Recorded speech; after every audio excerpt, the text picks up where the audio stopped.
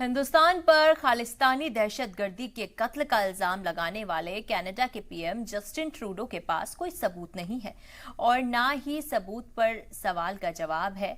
दरअसल Justin Trudeau ने New York में एक प्रेस कॉन्फ्रेंस की।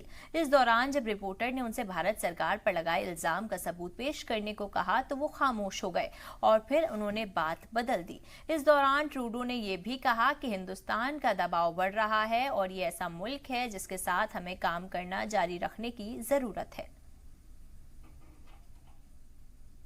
Call upon the government of India to work with us, to take seriously these allegations and to allow justice to follow its course.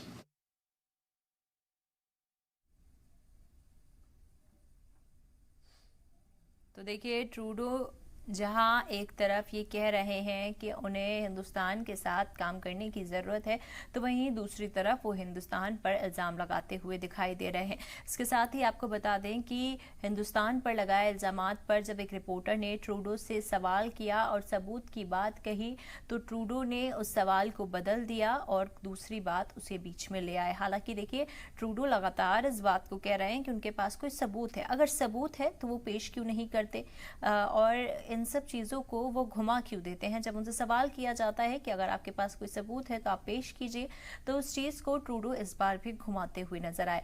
वो इल्ज़ाम कशी करते हैं पर इल्ज़ाम पर कोई सबूत देना ज़रूरी नहीं समझते। हालांकि ट्रूडो भी इस बात को जानते हैं कि हिंदुस्तान अपना क्या मर्तबा रखता है, उसके साथ ही ये बयानबाजी शायद ट्रूडो को भारी पड़ सकती है।